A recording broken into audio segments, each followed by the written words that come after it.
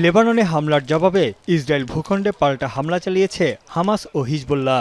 রাজধানী Tel Aviv সহ বেশ কয়েকটি শহরে একযোগে হামলা চালায় তারা। এ সময় ইসরায়েল জুড়ে বেজে ওঠে সাইরেন। ইসরায়েলের তৃতীয় বৃহত্তম হাইফা শহরের একটি সামরিক ঘাঁটি লক্ষ্য করে 2 দফায় রকেট ও ক্ষেপণাস্ত্র হামলা চালায় লেবাননের হিজবুল্লাহ গোষ্ঠী। এতে আহত হন অন্তত 12 জন। হামাস জানিয়েছে ইসরায়েলের বাণিজ্যিক নগরী তেল আবিবে একাধিক ক্ষেপণাস্ত্র হামলায় অন্তত 2 জন আহত হয়েছেন। ইসরায়েল ভূখণ্ডে বেশ কয়েকটি ক্ষেপণাস্ত্র ছড়ে হামাসের সামরিক শাখা কাশেম ব্রিগেডস। এছাড়া হুতি বিদ্রোহীরা ইসরায়েলের কেন্দ্রে ক্ষেপণাস্ত্র হামলা চালানোর দাবি করেছে। প্রায় 190টি ক্ষেপণাস্ত্র ইসরায়েল ভূখণ্ডে প্রবেশ করে, যার বেশিরভাগই প্রতিহত করার দাবি করেছে দেশটির সামরিক বাহিনী। عمليتين عسكريتين في إطار المرحلة الخامسة من التصعيد. الأولى استهدفت هدفين عسكريين للعدو الإسرائيلي في منطقة يافا المحتلة. ডায়রিয়া সহ যে কোনো পানি শূন্যতায় এসএমসি রোড স্যালাইন নিন। কেনার সময় প্যাকের গায়ে এসএমসি লোগো দেখে কিনবেন।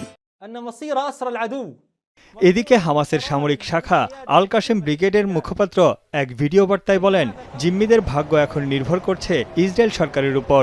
তারা বন্দি বিনিময়ে রাজি না হলে জিম্মিদের ভাগ্যে করুণ পরিণতি অপেক্ষা করছে। وقد طورنا بفضل الله تكتيكاتنا وتشكيلاتنا القتالية وأساليب عملنا بشكل مستمر ومتواصل وغير متوقع للعدو. যুদ্ধের 1 বছরে জাতিসংঘে এক অনুষ্ঠানের আয়োজন করে ইসরায়েল।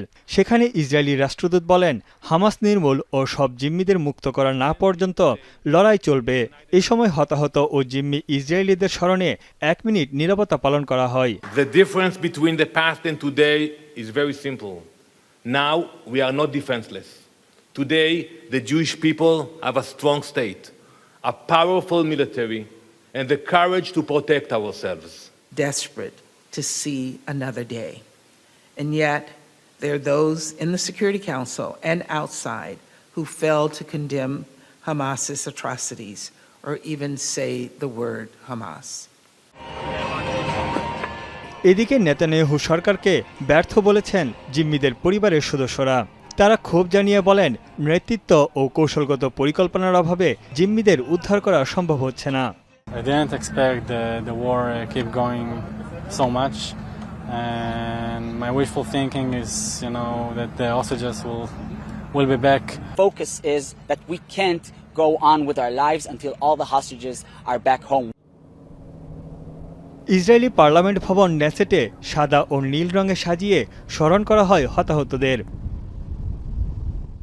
এত কিছুর পরও গাজা ও লেবাননে হামলা অব্যাহত রেখেছে ইসরায়েলি বাহিনী। বিমান ও রকেট হামলার পাশাপাশি চলছে স্থল অভিযান। তানভীর জানি, এখন।